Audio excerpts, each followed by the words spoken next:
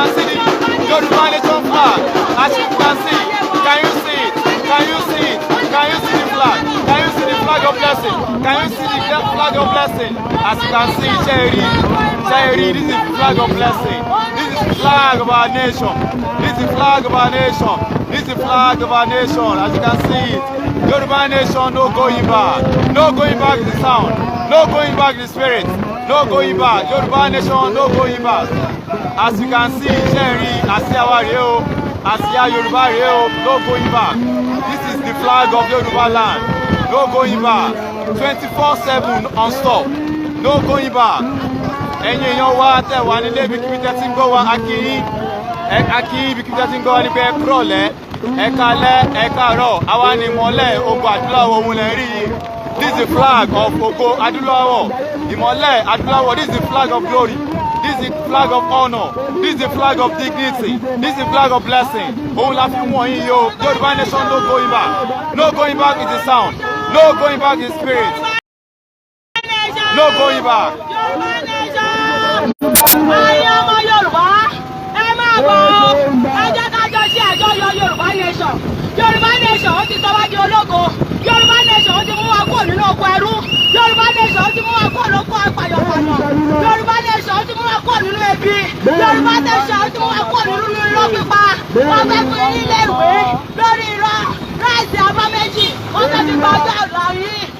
Ó máa ṣe o, ẹ̀yin ọmọ Yorùbá, ẹ máa bọ̀ nílé yàgò sí mi oko. Yorùbá Nation ó máa sọ wá lólógo. Yorùbá Nation ó máa fún wa lọ́kàn balẹ̀. Yorùbá Nation ó máa fún wa ní ìfọ̀kàn balẹ̀. Yorùbá Nation ló lè ṣe é. Yorùbá Nation ló lè ṣe é. Ẹ má jẹ́ kó tọ̀ yín jẹ mọ́. Ẹ má jẹ́ kó parọ́ fún yín mọ́. Ẹ má jẹ́ kó tọ̀ yín jẹ mọ́. Ilé ìwé lórí irọ́, hospital lórí irọ́, education lórí irọ́, títì lórí irọ́. Gbogbo ń táwọn àfi ń tú wa jẹ nìyẹn. Ojú wa ti là.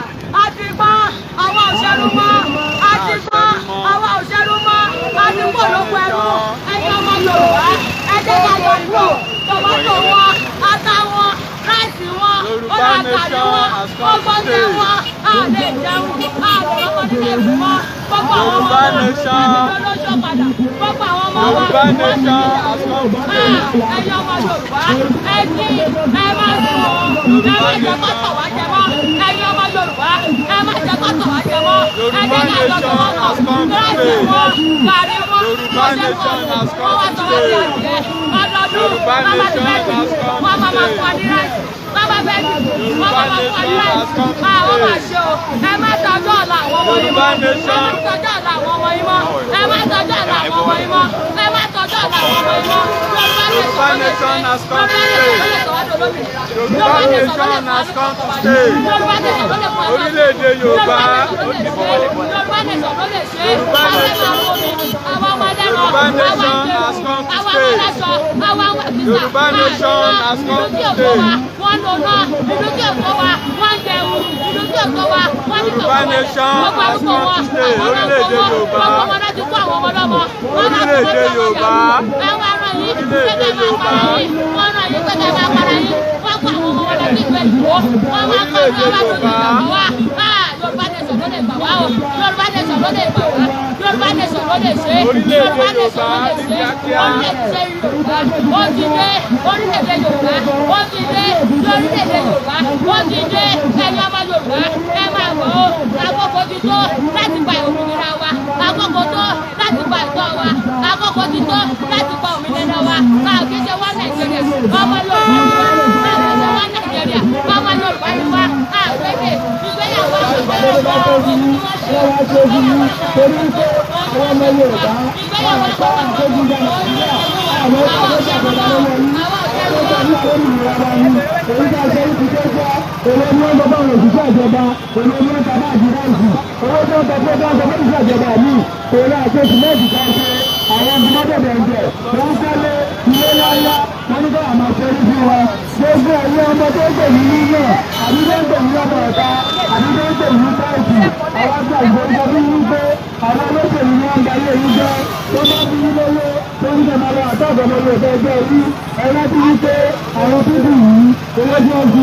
wọn ní gbẹ́gbẹ́ ìṣòro wọn ní gbẹ́gbẹ́ ìṣòro nígbà yà ìṣòro gidi torí wípé bàbá ti ṣòro gidi wọn ní rí nílò mọ́ wọn ní gbẹ́gbẹ́ ìṣòro gidi lójú àwọn ọmọ Yorùbá nílò pé àwọn àgbẹ̀gbẹ̀ bí wípé ìgbà tí wọ́n lè jẹ́ òṣèlú ó ń tẹ̀síwájú ó jẹ́ Yorùbá nation!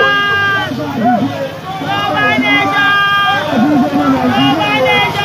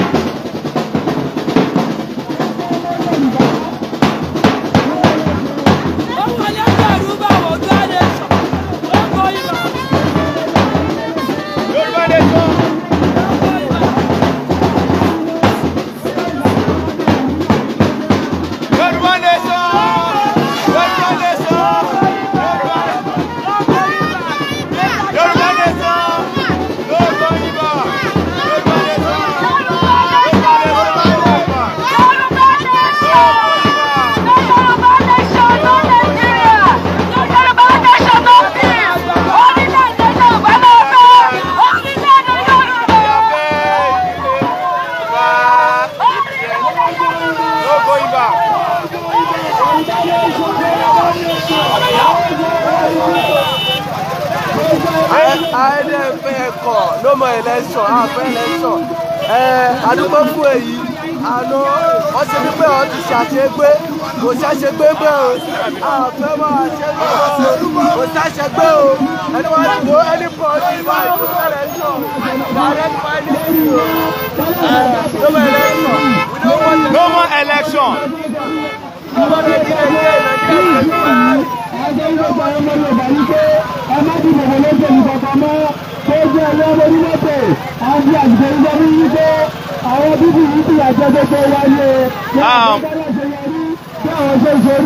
Lẹ́ẹ̀kan sí Koiki Media bring the world closer to your doorstep.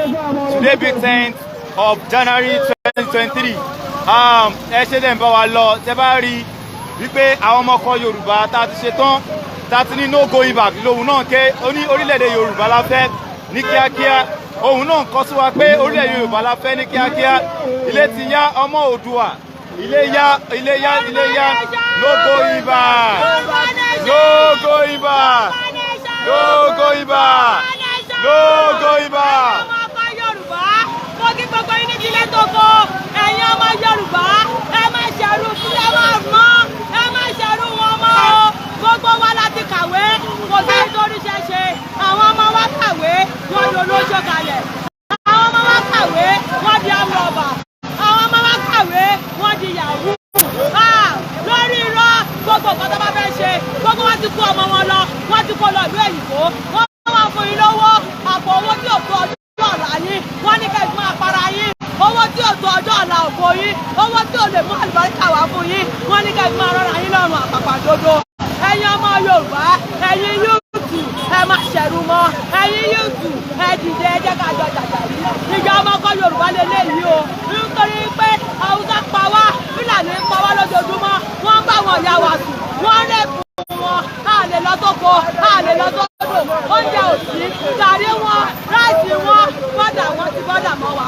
gbogbo wọn ni wọ́n ṣí bọ́dà tọ̀dọ̀ tiwọn kí ló dé táwọn ọmọ Yorùbá ò ronú ẹ̀yin ọmọ Yorùbá ẹ jí ẹ má sùn ẹ má jẹ kó wá fi rẹ́dí kó wà lọ́bẹ̀ jẹ mọ́ Yorùbá ló lè ṣe o Yorùbá nation ló lè ṣe o Yorùbá nation ló lè ṣe orílẹ̀-èdè Yorùbá ó ti dúró orílẹ̀-èdè Yorùbá ó ti dúró orílẹ̀-èdè Yorùbá ó ti dúró.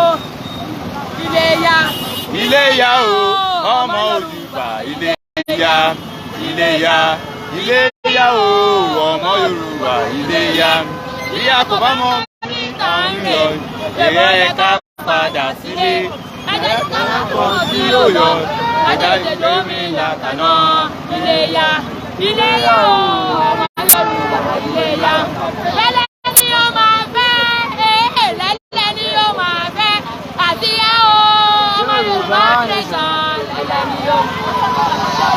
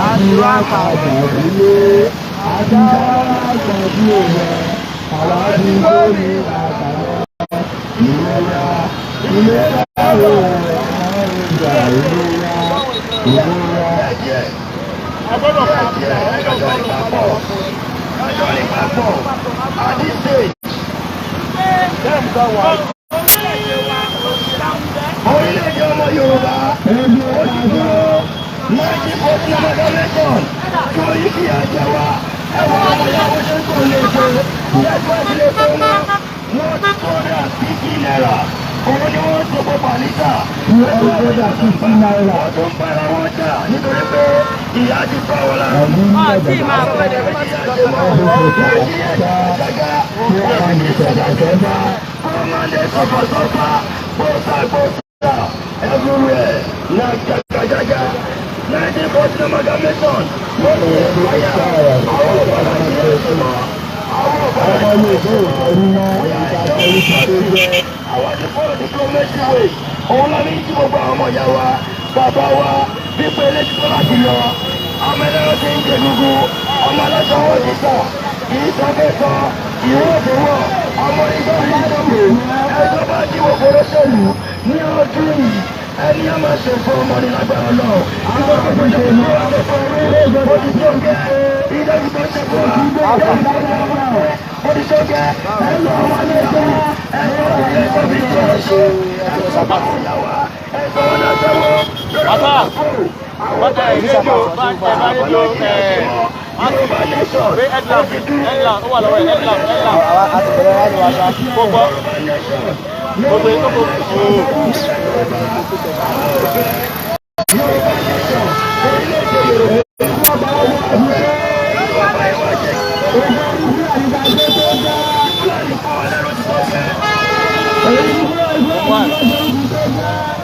òṣèlú lọ́wọ́ ẹ̀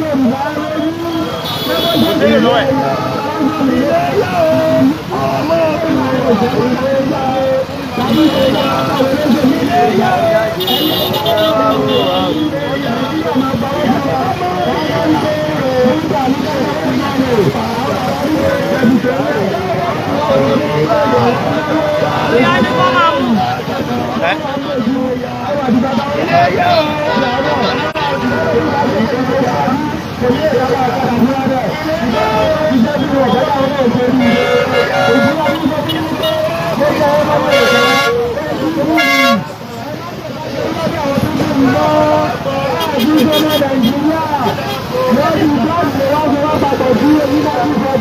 Ilé ti yá ọmọ Oòduà, ilé ti yá ọmọ Yorùbá àtàtà, ilé ti yá. That's why we are saying no going back. No going back in the spirit. The spirit of unionism here is no going back. Bẹ́ẹ̀ ṣe ń gbọ́ wa, ẹ̀yin tẹ́ ń wò wá nílé, ibikíbi tẹ́ ti máa ń wò wá, à ń sọ pé no going back. Ṣé rí àwọn ò padà sílé bá ṣe wà yìí náà láṣálẹ̀ yìí, bẹ́ẹ̀ la ṣe máa bá ìdí àárọ̀ ọ̀la. No going back. Náà máa gbòmìnira àlọ́bì kankan mọ́ o. A ò lọlé o, àti wà rálì, a máa ṣe ni o. A ti dé sí lọ́rùn o, a ò lọlé mọ́ o. A ò lọlé o, rálì wa kọ̀ntínú o, a lọlé o. Ilé ti yá ọmọ Yorùbá, ibikíbi tẹ́ bá wà, ẹ máa jọ ìwé máa darapọ̀ mọ́ wa. Òmìnira Yorùbá, ó ti dé, ilé ti yá, no going back.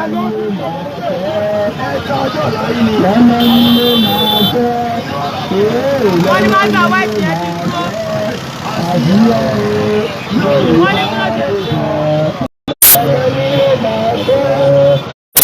Wọ́n ní ká dúró, ẹ dúró, ẹ dúró, ẹ dúró.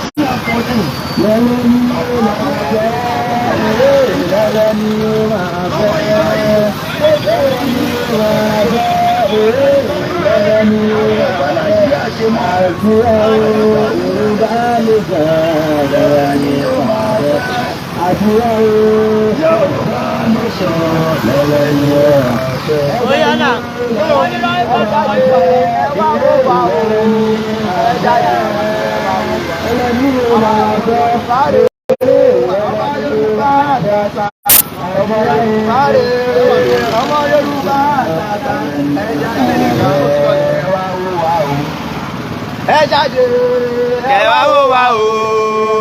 Ẹ jáde ẹ wá wò wá o. Yorùbá rere Yorùbá tata Yorùbá rere ọmọ Yorùbá tata jáde kẹ wá wò wá o. Ẹ jáde kẹ wá wò wá o. A ò lọ́ní mọ́sẹ̀ ẹ jáde kẹ wá wò wá.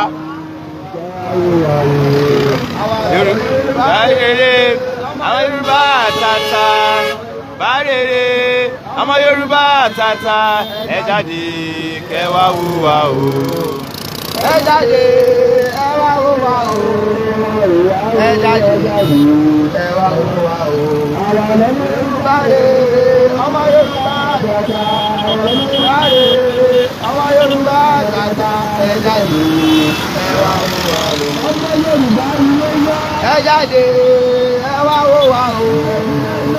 Ẹ jáde ẹ wá wò wá o. Gbogbo àwọn mọ́tò tẹ̀ ń rí lẹ́yìn yẹn àwọn làwọn mọ́tò ti wá tí a kúnnú ẹ̀ tá ń lọ tá ń sọ pé àdáǹfẹ́ ẹ̀yọ́nú wa wọ̀n pé ilé tí tó lọ àwọn ọmọ Yorùbá tàtà ilé tí tó ya ló going back kò síṣẹ́ ìyà ń jara lù nǹkan wọn iye tó ń tọ rice àwọn ọmọ wa ń ṣe olóṣó káàkiri wọ́n ń ṣe yahoo torí kò síṣẹ́ fún wọn ni àtiwádé àti sọ pé a fẹ́ gbára sílẹ̀ lọ́wọ́ ìjọba location 419 àwọn ò bá wọn ṣe mọ́ o àbá aṣọ lọ́wọ́ Fúlàní mọ́ tẹ́ bá wo port authority wa Fúlàní ni tẹ́ bá wo custom Fúlàní ni tẹ́ bá wo army Fúlàní ni tẹ́ bá wo president Fúlàní ni kí ló dé àwọn ò ṣe mọ́ o àwọn ò ṣe mọ́ nílò ìjọba Fúlàní àkókò wa náà ti tó àkókò náà ti tó láti gbára wa sílẹ̀ pé ìlú tí wọ́n la fẹ́ Yorùbá nation òun la fẹ́ là ń tọ́ fún wa fẹ́ àwọn mọ́tò pọ̀ lẹ́yìn yẹn àwọn mọ́tò wa ni bóyá àwọn ò ṣe mọ́ o àwọn ò ṣe mọ́ lọ́wọ́ ìjọba Fúlàní. Once more, Koiki Media bring you up closer to your doorstep. Today be 10th of December 2023. Ẹ máa bá wa lọ.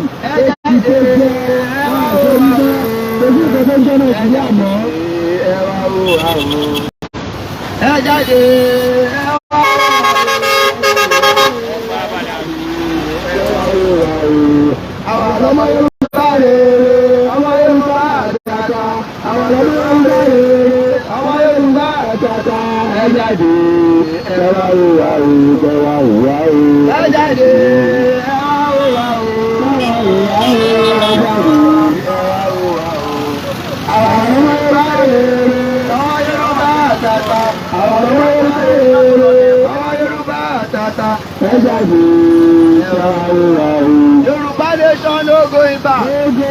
Yorùbá nation no going back. Yorùbá nation no going back. One Nigeria is a scam. One Nigeria is a scam. One Nigeria is a scam.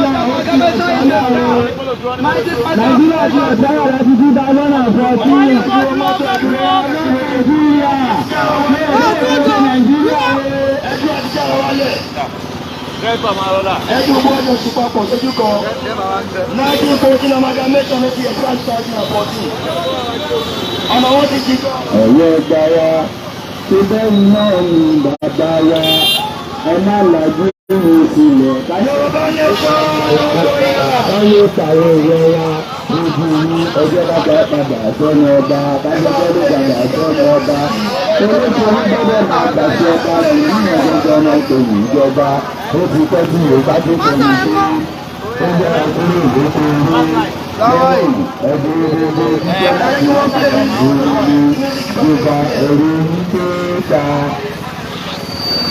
gbogbo Yorùbá ọmọ Yorùbá ẹ̀rù tó ta ẹni tó yẹ ní ogun lẹ́gbẹ́ ogun kì í ẹ̀rù tó ta olóbodè ṣe máa ń jẹ ọ̀ka yín ẹ̀rù tó ta ẹ̀rù lẹ́gbẹ́ lábẹ́lá àtàrí lẹ́wọ̀ ẹ̀rù tó ta ẹ̀rù lẹ́gbẹ́ lẹ́kúnlé ìdí ọgbọ́n ẹ̀rù tó ta ọjọ́ ìwá ni Yorùbá máa gbọ́ ẹ̀rù tó ta.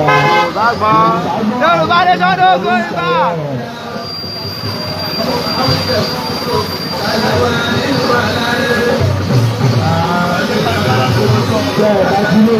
Yorùbá lè sọ fún wa náà.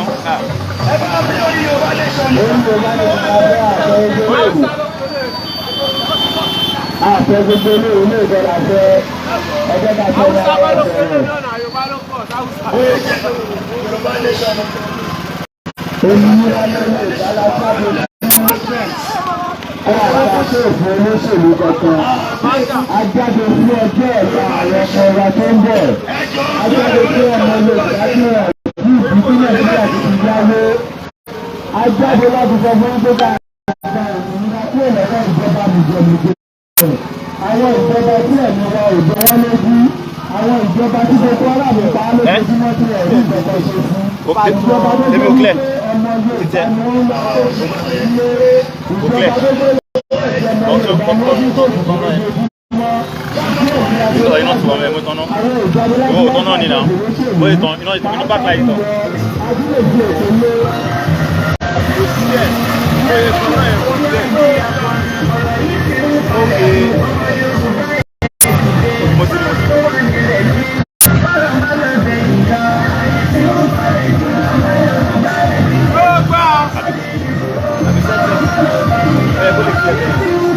Kíákíá ẹ bá tù.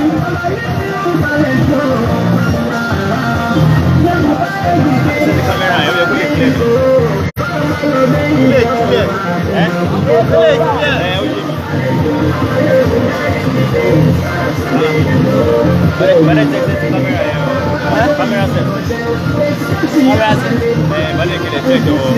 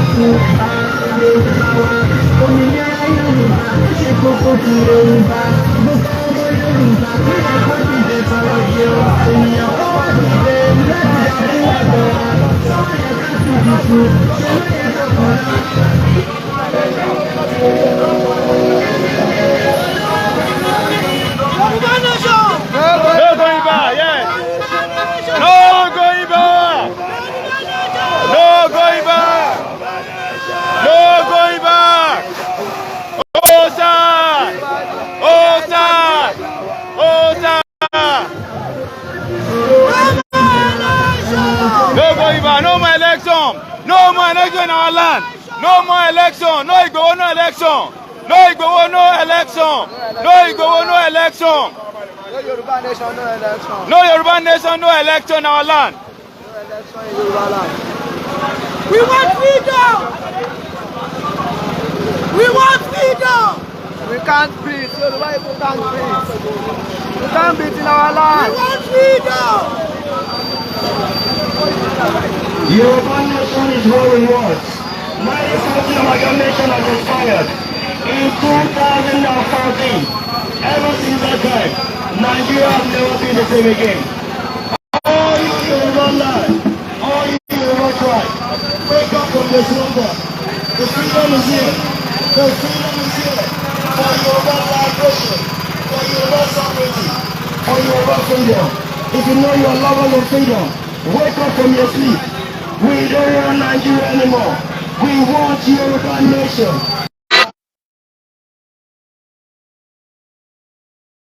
But that's what's going to happen. We don't want any vote, any election in Yoruba land. Anybody that come out to vote, what he or she see, he should take it. He's a face of the whole favor. I'm on the phone to Joko. And he's about people. For Nigeria, nílẹ̀ Yorùbá, a máa fọwọ́ gbé ọmọ ẹ̀sìn ni láti Èdùmàrè. Àṣẹ ti gùn ún, olúgbòhùn ti gbà bóyá máa jẹ́ nìyẹn. Ẹ jẹ́ ká dúró nira wọn. Èrò sì pọ̀ lẹ́yìn ọdún káwọn ọdún mọ́tò ẹ̀wọ̀n níjọba kálẹ̀ máa dèrò. Èrò sì pọ̀ lẹ́yìn. Láti fún gbogbo ẹjẹ́ bẹ́ẹ̀ wà ní àdúgbò tí ẹ wà ní ọ̀nà tó jẹ́ ọ̀nà ìyẹ̀. Ìkan tí à ń ṣe nígbà yìí ni pé àwọn ọmọ Yorùbá tí a fẹ́ òmìnira fúnlẹ̀ Yorùbá àwọn ni a jáde wípé ilé ìdìbò lọ. Ìwọ́n tí wọ́n pè ní amalgamation òun ni ìdàpọ̀ Yorùbá, Ìgbò àti Haúsá tí wọ́n dá ọ̀pọ̀ papọ̀ nítorí ìgbàgbọ́ sọ̀rọ̀ wọn di wèrè. Wọ́n dẹ̀ sọ̀rọ̀ pé tó bá ti lẹ́yìn 100 years kí wọ́n gbọ́dọ̀ fẹ́ pín kí wọ́n pín. Àwọn olùkọ́ àti ẹbí ló gba ọmọ Yorùbá. Ìwọ̀n lọ́jọ́ 100 years ẹ̀dí pé 2014. Àgbáyé wọn ti ní pé yóò rí bákan náà mọ̀. Àgbáyé tí wọ́n rí pé ilẹ̀ Nàìjíríà kò rí bákan náà mọ̀. Àgbáyé tí wọ́n rí pé gbogbo ọmọ aládé wọ́n ti ń di ẹrú. Àgbáyé tí wọ́n ti rí pé Fúlàní ti ń tẹ́ bọ̀bà. Bẹ́ẹ̀ ni Nàìjíríà kì í gbogbo ilẹ̀ wa. Yorùbá nation òun nìkan tí a fẹ́. Orílẹ̀-èdè Yorùbá. That is what we want. This was going to be because no going back. Whether you like it or not, like it or not, whether you like it or not, you are the freedom is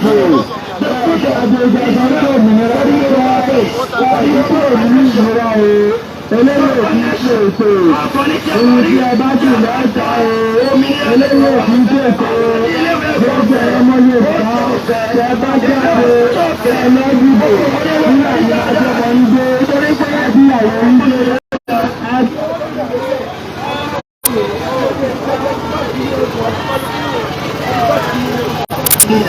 Sọ̀rọ̀ mọ́ òkè. Gbogbo àwọn ìran aládé.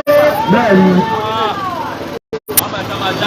Ẹjọ́ àtúnṣe fún gbogbo ọmọ Yorùbá. Ẹ má lọ dìbò. Ẹni tó bá lọ dìbò tó lè dìbò fún Tinubu, àbó dìbò fún Peter Obi, àbó dìbò fún Àtìkù. Ó ní bẹ́lẹ́wọ̀ ti mẹ́fà o. Torí àwọn bíbí yìí wọ́n lè gbà wá kúrò lọ́wọ́ àwọn Fúlàní tí ti mẹ́fà o. Ẹ má dìbò fún wọn mọ́. Yorùbá nation ń gbé ìyá ìrọ̀rùn lọ́sẹ̀. All you that is only one Nigeria you are hypocrite. You are coward. You don't know what you are doing. The freedom is here. And this is the right time. We need to get our freedom. If you don't get it this time, you miss it for life. And that's why we are calling for Yoruba nation. Òmìnira ilẹ̀ Yorùbá, òun ni wọ́n ti àsọ̀rọ̀. Òmìnira ilẹ̀ Yorùbá, òun ni wọ́n ti àpẹẹrẹ. Òmìnira ilẹ̀ Yorùbá, òun ni wọ́n ti àpẹẹrẹ. Àfẹ́ kí ilẹ̀ Yorùbá dàbí ball battleground. That is why we jáde tàbí iṣẹ́ ọ̀nà diplomacy tàbí bọ́ọ̀lù yìí wọ́n sọ̀rọ̀ kí wọ́n lè gbọ́ ìpínlẹ̀ gbogbo orúkọ sọmọdókò káàdì gbogbo kóró fóònù bẹ́ẹ̀ ni wọ́n kọ́ mẹ́jọ mẹ́jọ náà ni. So ẹ̀jọ̀ gbogbo ọmọ Yorùbá pátápátá nílé lóko lọ́nà lẹ́yìn òdì ẹ̀jẹ̀ kí a sọ pé ẹ̀jẹ̀ ká jí nìyí ẹ̀jẹ̀ ká mọ̀ pé ilẹ̀ bàbá ni ẹ̀mọ́ àti òde ọmọ àjọ̀dálẹ̀ wà lórí. Olama ṣe ní ọ̀gálẹ̀ wà lórí. Àjọ̀dì olama ṣe ní olórí wà lórí. Bísí àwọn ọmọ Yorùbá àtẹ̀gbà ilẹ̀ wa àwọn ọmọ Yorùbá àtẹ̀gbà òmìnira wa àwọn ọmọ Yorùbá ẹ̀jìgìrì tí ẹ bá dìbò sọ́jọ́ ní ẹjọ́ padà sí 1940 ẹjọ́ kẹrì ní application ṣùgbọ́n tí a bá dìbò a máa mọ̀ pé àwọn ọmọ Yorùbá a ti ṣe tán àti ìpàdé Yorùbá bóyá ẹgbẹ́ náà ti wá ṣe báwa ni bàbá jáde eléyìí kò sọ̀rọ̀ pé àdìbò sí àdìbò òmìnira ẹgbẹ́ náà wá jáde kí a tú ẹ̀yà jáde kí a mọ̀ pé àwọn ọmọ Yorùbá a ti ṣe tán pé ilé ti yá ilé ti yá ilé ti yá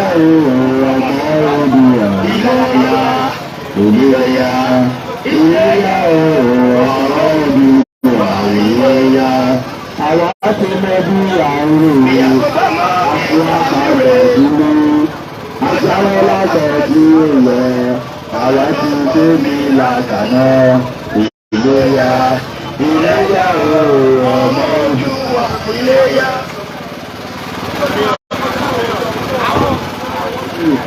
ẹgbẹ́ gbogbo ọmọ Yorùbá ṣe rí ẹ má tẹ̀sí ọmọ dára padà sórí àtẹ́jọ́ kí ìgbẹ́sẹ̀ yé wa nínú ohun ló yàtọ̀ máa ń bẹ̀rẹ̀ tábàbí tó kọ orin rẹ̀ ẹjọ́ bá gbé máa kọ orin rẹ̀ àwọn òbí sí ètò nígbà àmọ́bí tá ń lò àwọn ọmọbí láàrin máa ṣe ń gbé bàbá ọmọbí tá ń lò àwọn ọmọbí tá ń lò àmọ́bí tá ń lọ sí ìdí èyí gbogbo ọmọ Yorùbá bẹ́ẹ̀ láti fẹ́ bọ́ ni ẹ máa bá mi gbọ́ báyìí pé ìléyá ìléyá ọ̀ọ́rùn àìléyá ìléyá ìléyá ọmọ Oòduà ìléyá àwa ti bá bí à ń lè a ti wá padà sílé a ti dáwọ́ lọ́pọ̀ sí èyẹ àwa ti dá mi làkàtọ́ ìléyá ìléyá ọmọ Oòduà ìléyá.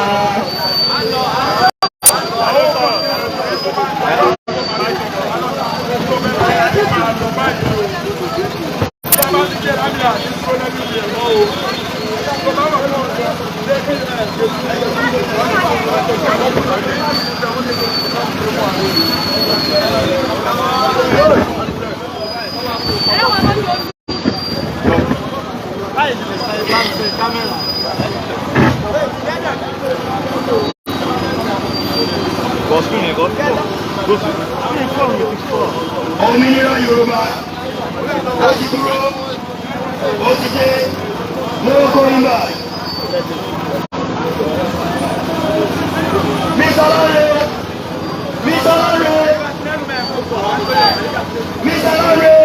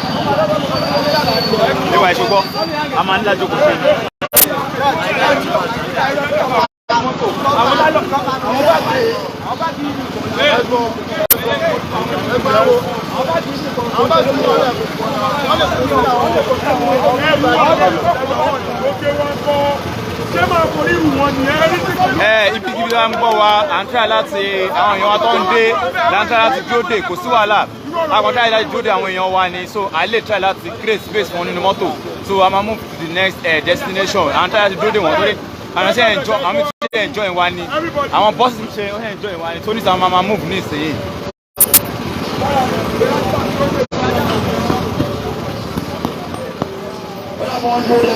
Ṣé mo bá ti àṣẹ ń bù sọ? 1914 amalgamation ó ti expire. Àwọn òṣè ìgbéyàwó tipátipá mọ́. Àwọn ilé ìwọlé àti ìwé ilé ìgbogbo tá a gbé.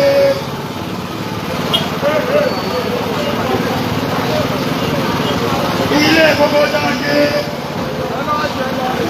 Òmìnira ilẹ̀ Yorùbá ó ti dúró. Yorùbá nation has come to stay. No going back. Yorùbá nation has come to stay. No going back. 1914 amalgamation ló ti expire 2014. Nǹkan tó sọ Igbo, Yorùbá, Hausa papọ̀ ó ti túká 2014. Ever since that time, ẹ máa mọ́ sí pé Nàìjíríà ò dá mọ́. Nigeria has been a state of health. Tó lè lè wò sàn mọ́. Nigeria has been a jaga-jaga country. Everything is a jaga country. Women is suffer country. No suffer,